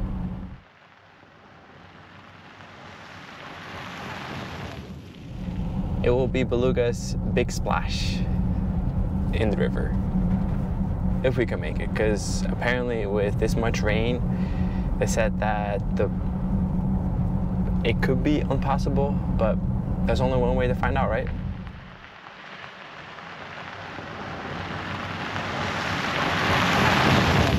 The car has been super confused. It has kind of no idea where we're going, and it thinks we are there. Not making too much sense right now, but I have my Starlink right above me right here, my Starlink Mini. It's activated, so I still have good cell service and Wi-Fi.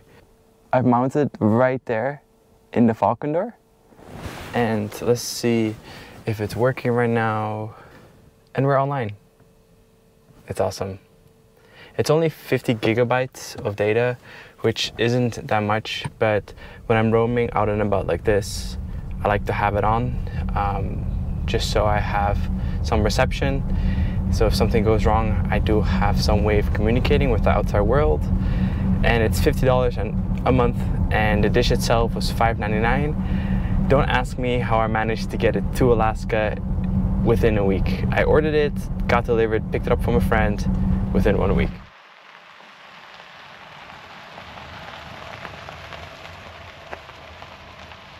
Question for you. The creeks, how high is the water today? Is it high, or if you remember? I think it is. They said it was flowing a lot, so it probably is. I'm not quite sure. I haven't been up that far. Okay.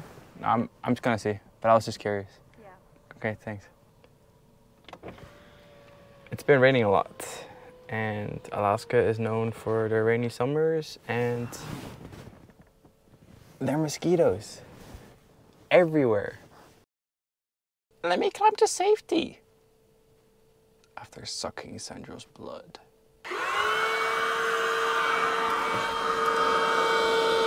There we go.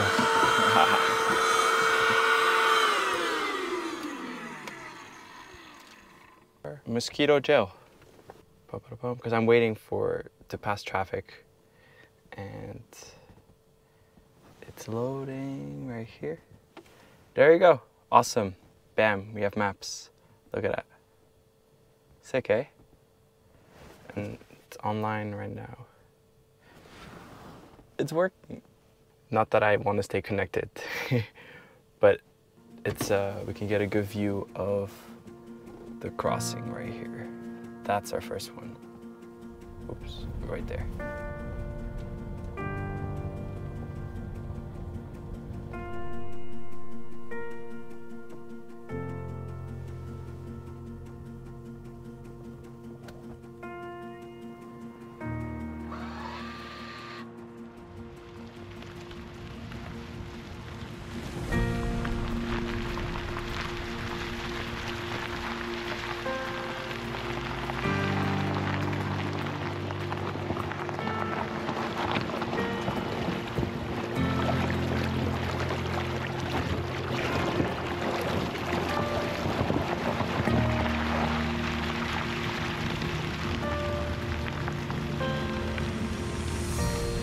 Like, I'm actually shaking right now. I mean, I think at the end of the day, it wasn't as bad as I thought it was gonna be. But when you really don't know, you can't really gauge how deep it is. It's kind of scary and nerve-wracking. But I think the next one is a little bit further down. I was told by some people who work here that I shouldn't attempt to cross it with my car.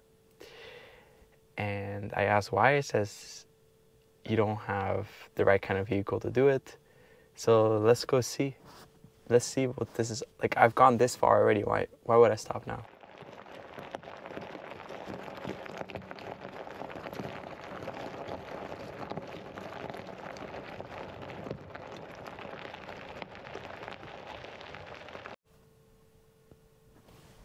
So all that mental preparation for an empty creek.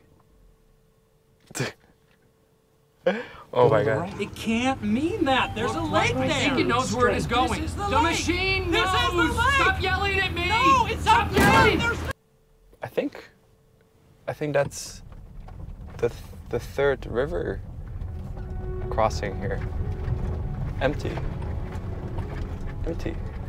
Interesting. I guess I missed the spring melt, because I guess these do like flare up. Oh, there it is. There's the next one.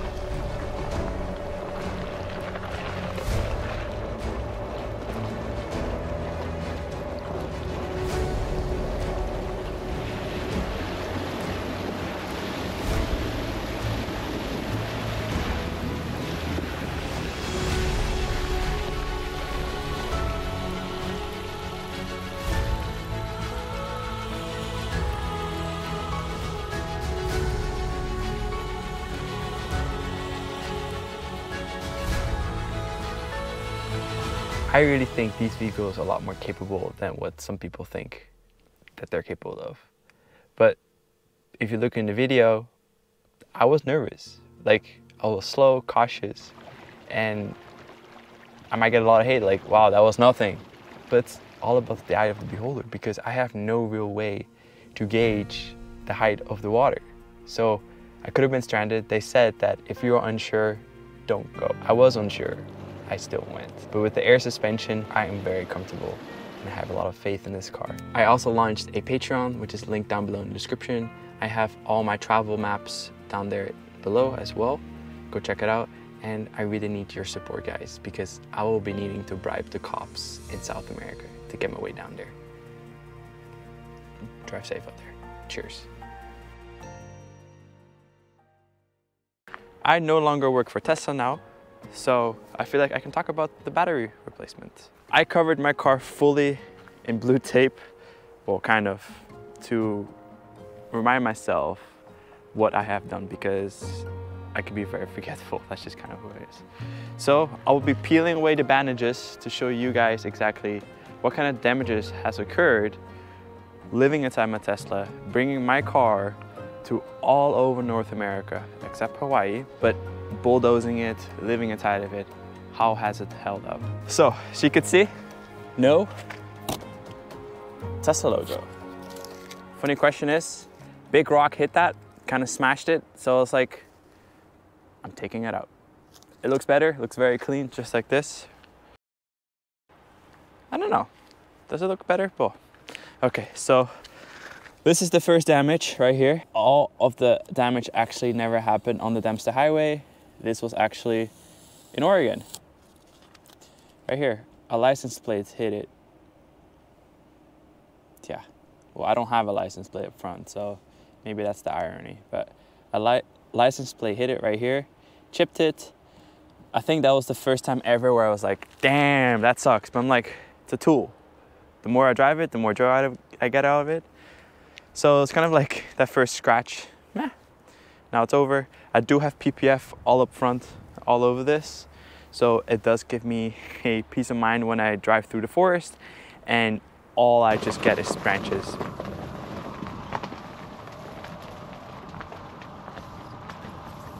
So let's go to the windshield. Right there. So that actually happened in Oregon too, about a week before I set sail for the Arctic Ocean. So let's peel this off. It was a fat crack initially. Okay, there we go. So it was a fat crack.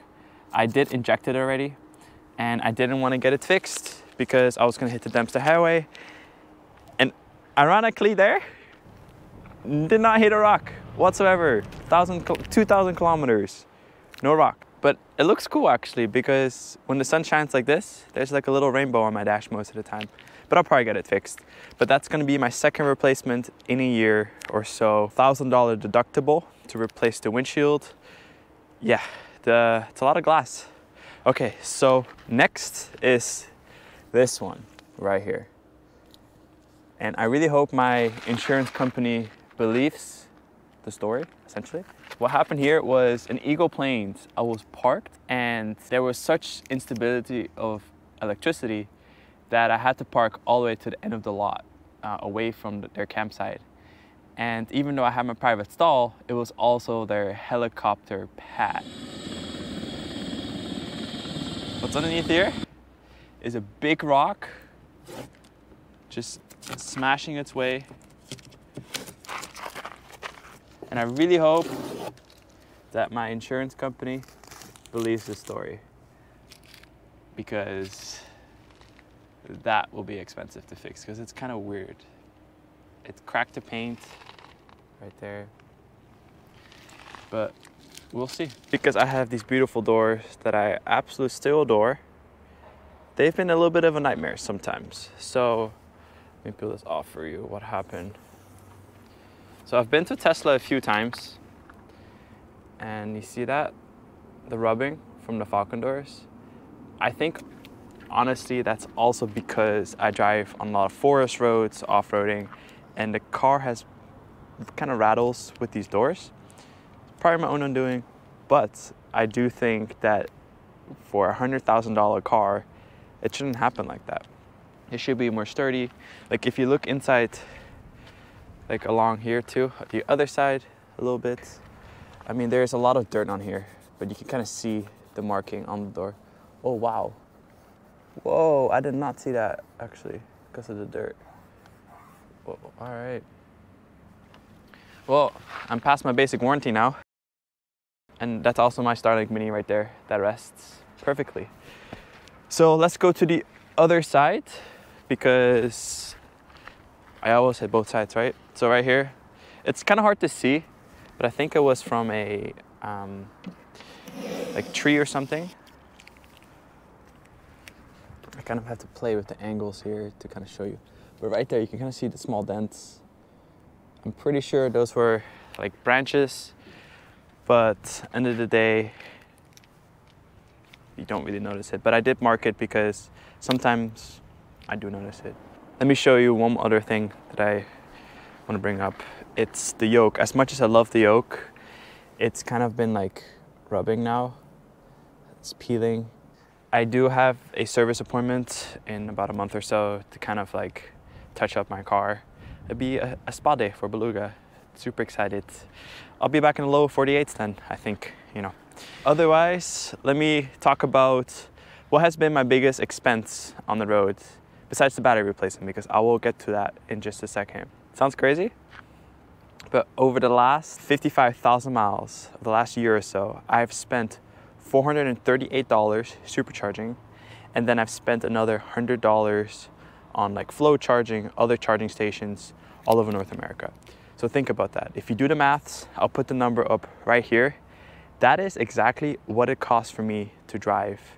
And honestly, now that I've kind of been everywhere and I feel kind of a veteran on the road, I really know how to reduce my costs and how to optimize me living out of my car. But I do have extra. I think if you're gonna choose a lifestyle like this, having really good all-terrain tires is a must. So these are Falcon all-terrains from T Sportline. They have a overlanding and adventure tire package. These are the 19-inch rims. Falcon all-terrains. They're mud and snow graded. 3 peaks right here. Freaking awesome. Their thread is getting a little bit lower because I already put 40,000 miles on them in 1 year. But nevertheless, I highly recommend them. They also fit on the Model Y and the Model X. I'm not sure about the Model S or 3. If you use my discount code Sandro at checkout, you will get a free tire inflation pump with your purchase. And thank you so much again for T Sportline for sponsoring my gnarly adventures, because without these tires, life on the road would be a different game. But now I want to talk about that. So I'm going to raise the suspension so I can kind of show you guys underneath the car and talk about why my battery got replaced. Isn't this so cool? On very high, I have about 10 inches of ground clearance. If you take away the approach angle here, it's about 10 inches. When they see me off-roading, they're like, you can't do those angles. And it's all about the driver. And I think if I have a spotter with me, I can definitely do some tough roads. But a few months ago, I was in Moab with some friends and we were off-roading and we did some really gnarly trails. I actually didn't film some of those days because I was just too nervous.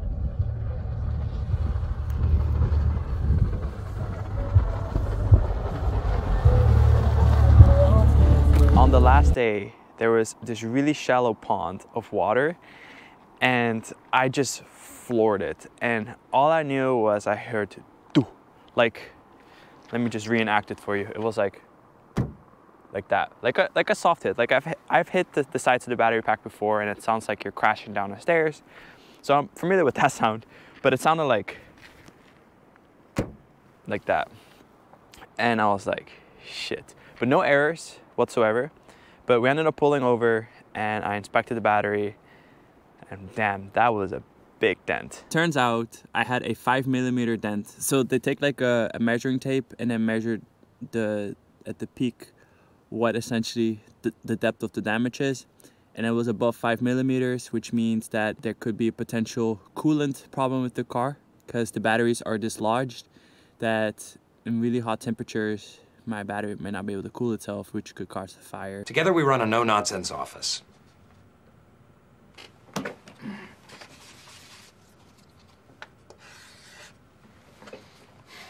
So I paid the $1,000 deductible. It was an insurance claim, so I kind of got a refreshed pack, refurbished. And what's really neat is actually I got more miles out of that battery pack than I did with the one that I have before that. And I noticed something here too. Okay, that's super tiny. Of a shock to me, and I was afraid to drive for a little bit, but I kind of learned that if I drive through water, I have to make sure that I kind of test out the waters before I go and not just floor it.